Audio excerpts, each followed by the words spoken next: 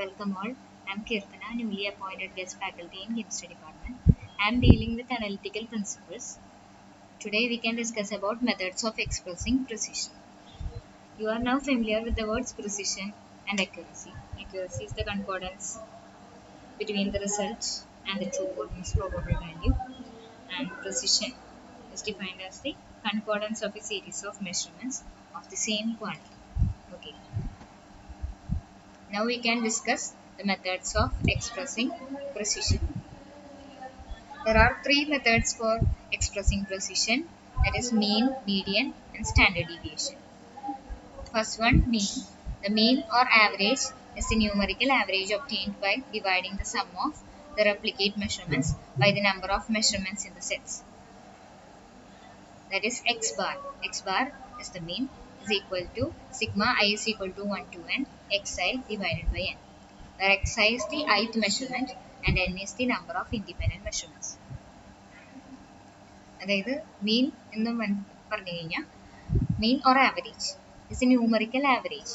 അതായത് എത്ര മെഷർമെൻറ്റ്സ് ആണോ നമുക്ക് കിട്ടിയിട്ടുള്ളത് അതിൻ്റെയൊക്കെ സം എടുത്തിട്ട് എത്ര നമ്പർ ഓഫ് മെഷർമെൻറ്റ്സ് ഉണ്ടെന്ന് വെച്ച് കഴിഞ്ഞാൽ ഈ സമ്മിനെ നമ്മൾ ആ നമ്പർ കൊണ്ട് ഡിവൈഡ് ചെയ്യാം. ഓക്കെ, അതാണ് മീൻ അല്ലെങ്കിൽ ആവറേജ് എന്ന് പറയുന്നത്. Then next one is median. When data are ordered from the smallest to the largest value, the median XMED is the middle value. The data include an odd number of measurements and the average of the n by 2th and n by 2 plus 1th values for an even number of measurements when n is the number of measurements. That is, median is denoted as the middle value. The data include an odd number of measurements. So first we have to write the values from smallest to the largest values and then find the middle value of the data if the number of measurements are odd. അതായത് odd number of measurements ആണെങ്കിൽ middle value ആയിരിക്കും median. ഇനി even number of measurements ആണെങ്കിൽ n by 2th and n by 2 plus 1th valuesനെ add ചെയ്ത് divided by 2 ചെയ്ത് കഴിഞ്ഞാൽ, അതായത് ആ രണ്ട് വാല്യൂസിൻ്റെ ആവറേജ് എടുത്തു കഴിഞ്ഞ് കഴിഞ്ഞാൽ കിട്ടുന്ന വാല്യൂ ആണ് മീഡിയൻ ആയിട്ട് വരിക. എപ്പോൾ ഈവൻ നമ്പർ ഓഫ് മെഷർമെൻറ്റ്സ് ഉള്ളത്. ഓഡ് നമ്പർ ഓഫ് മെഷർമെൻറ്റ്സ് ആണെങ്കിൽ മിഡിൽ വാല്യൂ ആണ്.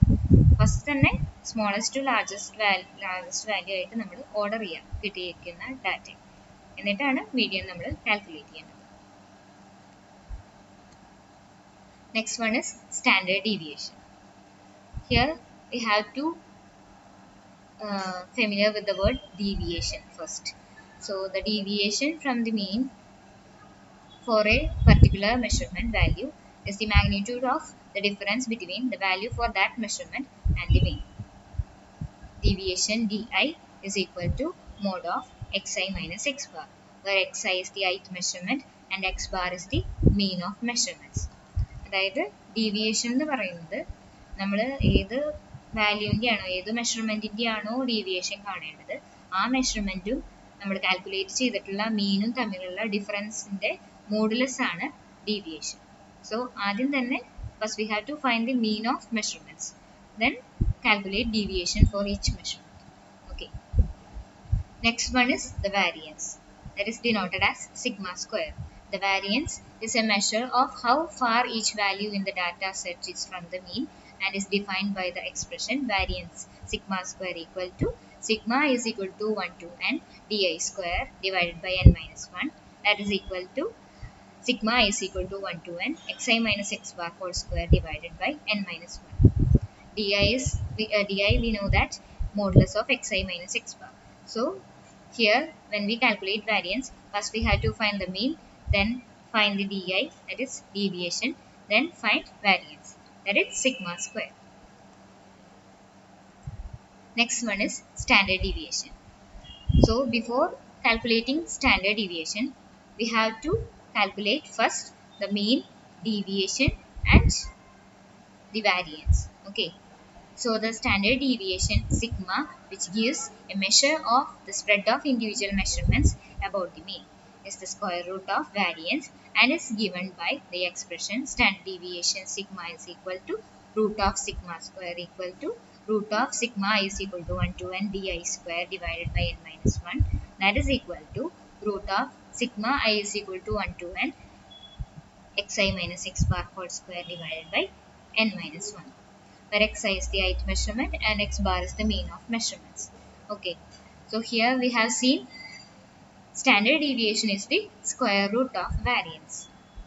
Okay, so before calculating standard deviation, first we have to find mean, deviation, variance,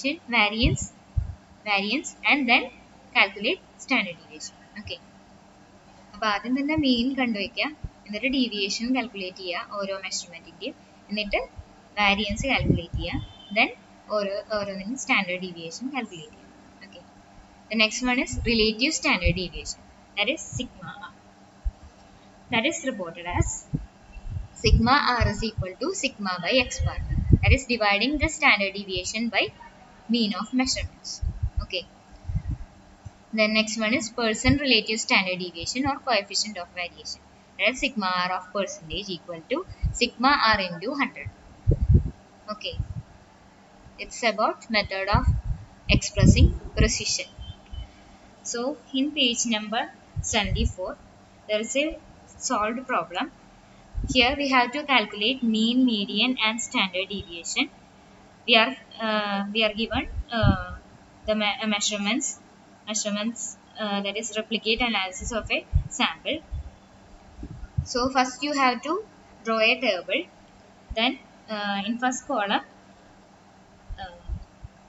write the number of measurements, then in the next column write the given values, that is observed values, then in next column write mean of measurements, then in the next column calculate d, that is deviation, and in the next column calculate di square, and after all this next column you have to write sigma is equal to 1 2 and di square.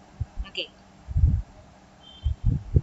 then in the next column calculate variance, and in the last one calculate standard deviation. So first you have to find the mean, then median, then deviation, then variance, and finally standard deviation. Okay, so this is an assignment for you. You should do the solved problem in page number 70. Next we are discussing about significant figures and the application of the concept. Okay, the number of significant figures or significant digits in an experimental or theoretical value indicates the uncertainty associated with the value. That is the number of significant figures. Okay, the uncertainty associated with the value is called the number of significant figures. Okay, and next we have to discuss about the rules for determining the significant figures. First rule is all non-zero numbers are always significant. അതായത് എല്ലാ non-zero numbers 1 to 9 എല്ലാം significant ആണ്. For example, in 21.78 gram there are 4 significant figures. Okay, എല്ലാ നമ്പറും നമ്മൾ consider ചെയ്യണം, എല്ലാ non-zero numbers. Next rule 2, zeros preceding the first non-zero digit are not significant. അതായത് ആദ്യത്തെ non-zero ഡിജിറ്റിന് പ്രിസീഡ് ചെയ്യുന്ന, അതായത് മുമ്പുള്ള സീറോസ് ഒക്കെ നോട്ട് സിഗ്നിഫിക്കൻ്റ് അല്ല. Okay, for example 0.0063 gram there are only 2 significant figures. ഈ 6ന് മുമ്പുള്ള സീറോസ് ഒന്നും നമ്മൾ കൺസിഡർ ചെയ്യില്ല. ആദ്യത്തെ സിഗ്നിഫിക്കൻറ്റ് ഫിഗർ 6 ആണല്ലോ, അതിന് മുമ്പുള്ള സീറോസ് ഒന്നും നമ്മൾ കൺസിഡർ ചെയ്യില്ല. Next one is rule 3. Zeros between two non-zero significant digits are always significant. അതായത് രണ്ട് non-zero significant ഡിജിറ്റ്സിൻ്റെ ഇടയിലുള്ള സീറോസ് ഒക്കെ സിഗ്നിഫിക്കൻ്റ് ആണ്. ഫോർ എക്സാമ്പിൾ തന്നിരിക്കുന്നത് in 6.0061 gram there are 5 significant figures. Okay, അപ്പോൾ നമ്മൾ ഈ സീറോസ് ഒക്കെ കൺസിഡർ ചെയ്യുന്നുണ്ട്. ഇനി നെക്സ്റ്റ് rule 4.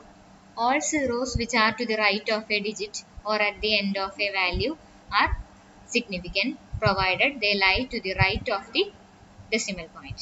അതായത് ഒരു ഡിജിറ്റിൻ്റെ റൈറ്റിലുള്ള സീറോസ് ഒക്കെ അല്ലെങ്കിൽ എൻഡ് ഓഫ് എ വാല്യൂ, ഒരു വാല്യൂയുടെ ലാസ്റ്റുള്ള സീറോസ് ഒക്കെ സിഗ്നിഫിക്കൻ്റ് ആണ് provided they lie to the right of a decimal point. അതായത് ഡെസിമൽ പോയിന്റ് കഴിഞ്ഞിട്ടുള്ളതായിരിക്കണം എന്ന് മാത്രം. മനസ്സിലായല്ലോ? ഒരു ഡിജിറ്റിന്റെ റൈറ്റിലുള്ള സീറോസ് ഒക്കെ അല്ലെങ്കിൽ ഒരു വാല്യൂവിന്റെ എൻഡിലുള്ളതൊക്കെ സിഗ്നിഫിക്കൻ്റ് ആണ്. എപ്പോഴാണ്? ഒരു ഡെസിമൽ പോയിന്റ് കഴിഞ്ഞതിന് ശേഷമാണെങ്കിൽ മാത്രം. Okay. In 5.0610 gram there are 5 significant figures. Okay. അപ്പോൾ ആ 1 കഴിഞ്ഞിട്ടുള്ള സീറോയും കൂടി നമ്മൾ കൺസിഡർ ചെയ്യുന്നുണ്ട്. എന്തുകൊണ്ടാണ്? ആ ഡെസിമൽ പോയിന്റിൽ കഴിഞ്ഞിട്ടാണ് വരുന്നത്. ഇപ്പോൾ 760 അല്ലെങ്കിൽ 7800 ഗ്രാം ഒക്കെയാണെന്ന് വിചാരിക്കുക. For example 7800 gram. അതിൽ ആകെ കൂടി 2 സിഗ്നിഫിക്കൻറ്റ് ഫിഗേഴ്സേ ഉള്ളൂ. കാരണം അത് ഡെസിമൽ പോയിന്റ് കഴിഞ്ഞ് വന്നിട്ടുള്ള സീറോസ് അല്ല. Okay. The next rule is rule 5. Exact integral numbers when used to represent the count of objects have infinite significant digits. അതായത് എക്സാക്റ്റ് ആയിട്ട് നമ്പർ പറയുന്ന, അതായത് എക്സാക്റ്റ് ഇൻറ്റഗ്രൽ നമ്പേഴ്സ് ഒക്കെ നമ്മൾ കറക്റ്റ് ആയിട്ട് ഒരു ഒബ്ജക്ട്സിൻ്റെ നമ്പർ, ഇപ്പോൾ ഫോർ എക്സാമ്പിൾ ഇപ്പോൾ ഇതിൽ പറഞ്ഞിരിക്കുന്നത് 42 സ്റ്റുഡൻസ് ഇൻ എ ക്ലാസ് പറയുകയാണെങ്കിൽ അത് എക്സാക്റ്റ് വാല്യൂ ആണ്. അത്രയും സ്റ്റുഡൻസ് ആ ക്ലാസ്സിലുണ്ടെന്ന് പറയുകയാണെങ്കിൽ അത് infinite number of significant figure digits ഉണ്ട്.